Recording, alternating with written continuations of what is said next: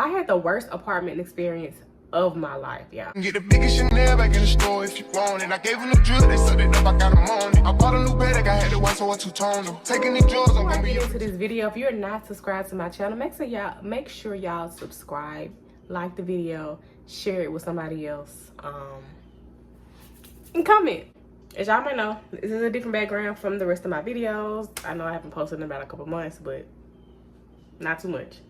So I moved out of my old apartment that I was in for 3 years, and the only reason I moved out of that apartment was because of the rental increase. When I moved into that apartment, I was paying $1,200, and it went up about $200 each year after that. And I don't know about y'all, but I'm just not finna stay somewhere I can't afford. Even if I could afford it, I don't want to keep constantly having to spend more money a month than I have to when I'm trying to save and a lot of other things that I'm trying to do in life. But that's neither here nor there. So I moved into this new apartment complex. I really wasn't happy with it because it wasn't what I was used to. It was cheaper than what I was staying in, and you could visibly tell, like, it was a different environment, different type of people. But again, it was cheaper, so I was like, okay, cool, I'm gonna stay there for a few months, probably 6, 7, 8 months or whatever, get out my lease, stack my money up, and then move somewhere that I actually want to be, you know? So I thought that I was doing the right thing. Nope, wrong. Like I said, from the first day I got there, I'm like, okay, there's some dead bugs, dead roaches. It was all, you know how when you first move in and you fill out the little sheet to look to see what's wrong with everything. I made sure I wrote down that there were dead bugs. The bottom of the so a lot of the cabinets were wood. A lot of that was like scratched as if it was just peeling, I thought. So I wrote that down on there. That was the first apartment that I ever had to just write down, okay, this was wrong, this is wrong. I get there, y'all, my first day, my refrigerator not even working. So how am I supposed to get groceries? So I couldn't get groceries. They had to bring me a whole new refrigerator, and I had to wait a whole nother day for it to get cold. So I constantly had to keep buying food. My first week, I kept waking up out of my sleep like, dang, I don't know if it's the fact that I'm in a new environment. I got to get used to it. I'm not comfortable here. But it's like I keep having these weird dreams. It's like noises that I'm hearing in my sleep. So I thought, I kept hearing them. It kept waking me up over and over. Like I'm having to be up at 4 something in the morning to be at work at 5. And I'm getting woken up at midnight, at 1 o'clock, 2, 3, 4. And I'm sleepy at work. I'm struggling at work because I wasn't able to sleep all night. So finally one night it woke me up, and I actually stayed up, and I continuously heard that noise. I was like, okay, that's not a dream. Maybe the upstairs neighbor has a dog, a little puppy. So that's what I rolled with. And then I kept hearing, like, I heard, you know, dogs barking, little puppy scratches. I was like, oh, okay, cool. That's what that was. So a few more days, maybe a week went by, and I was like, I don't know, maybe I'm tripping because I don't think that's a puppy. Sure enough, one day, it was one Saturday morning, I got up, I went to the kitchen, and I had a garbage bag, and I had a garbage bag that I was hanging on the edge of the counter. Like, you know, y'all don't have a garbage can. Because we supposed to have valet trash, but they never brought me my garbage can. That was another thing that kind of irritated me, because why I don't have a garbage can and I'm paying for valet trash? But I had my little garbage bag on the edge of the counter because I had ate something that previous night, and I threw the plate right there on the counter, but I ain't put it in the garbage can. Well, when I got up that next morning, the plate was flipped over into the bag, and the bag had a bunch of holes in it, and it was flipped over in the drawer. And I'm like, yeah, it's something in here, because I didn't do, like, I know what I did. I was tired that night, but I know I did not mess with it. So that was number one. I'm like, okay, yeah, it's something in here.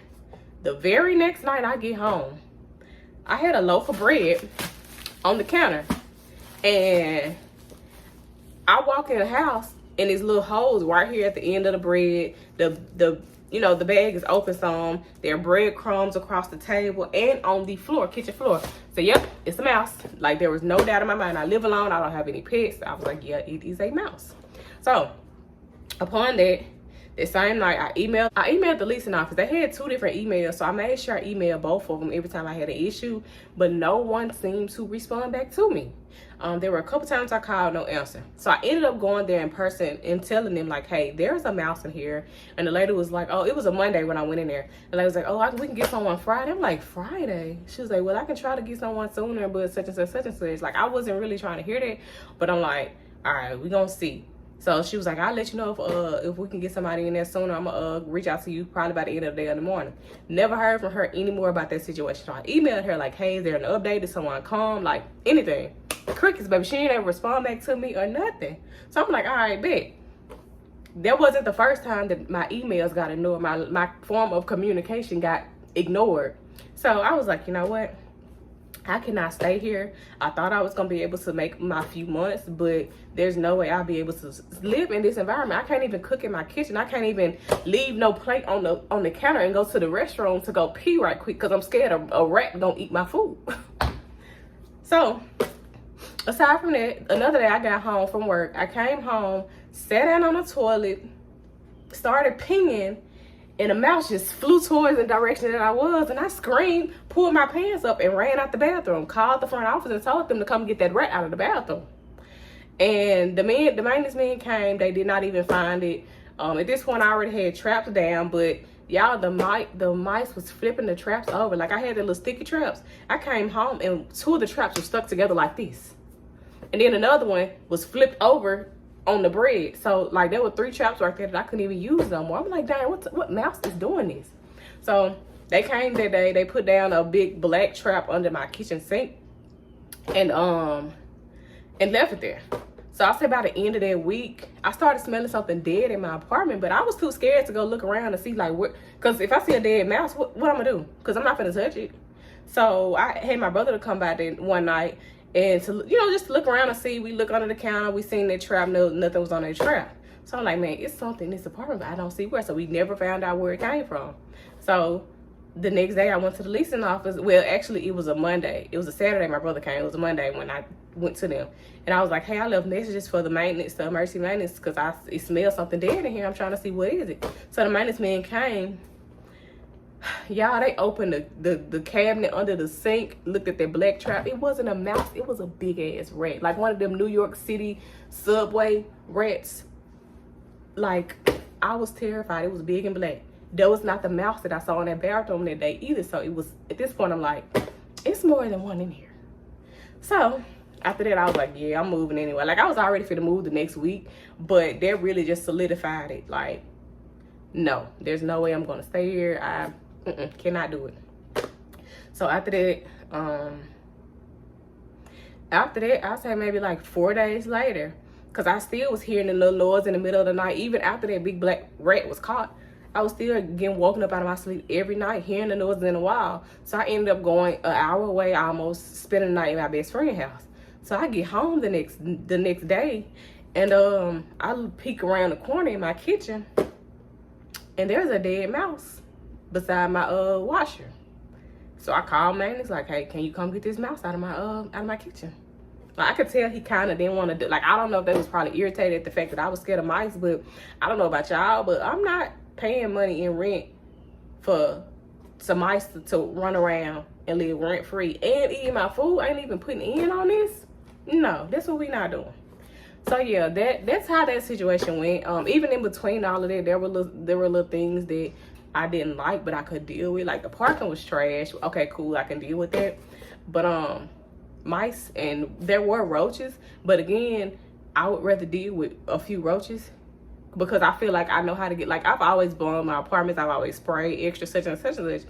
But mice, like, in an apartment complex, are way harder to get rid of mice in a house because you never know, like, you just never know where they come from, because it could be the whole building at this point.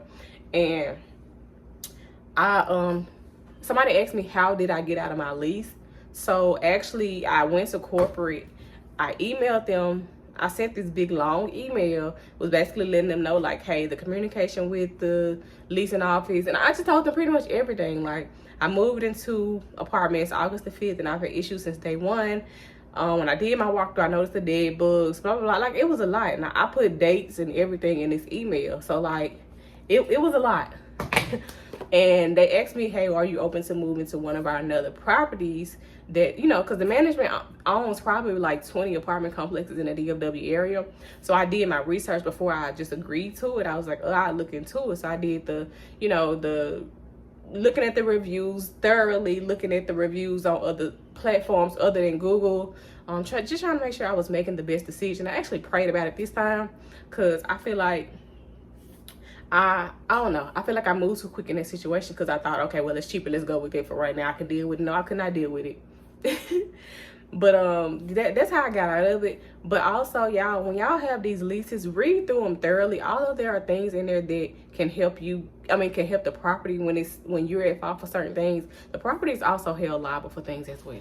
Because if they were to tell me like, hey, we're not letting you out of your lease, in their lease, if you're if there's some type of health hazard, which rats do carry diseases and stuff like that, and that the issue is not addressed and such, that is a reason that you can be able to get out of your lease.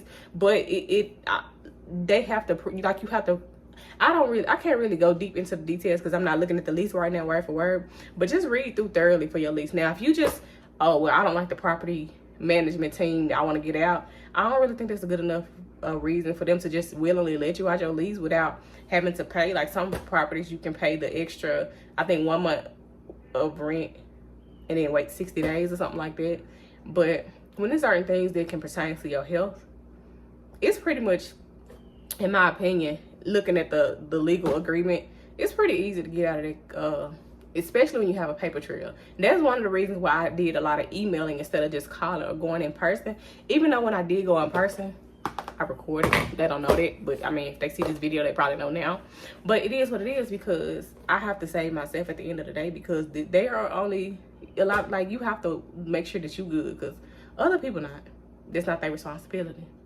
But if y'all are in a situation where, like, hey, I need to get out of my lease because of a certain situation, then I would highly advise you to read through your lease thoroughly, contact the management company, not the apartment complex manager, but the property management company, because they'll be more likely to address the issue. And also, somebody told me to contact the Better Business Bureau. I didn't get to that far because they were actually willing to cooperate with me.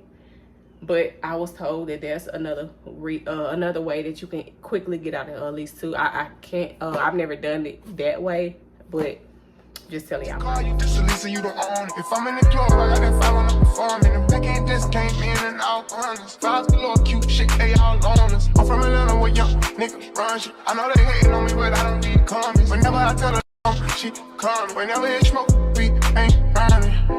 Drip too hard, don't stand too close. You gon' fuck around and drown. Off this way, doing all these shows. I been on the road, I don't care where I go, long as I get paid. Bad little fire, she been on my mind. Soon as I get back, she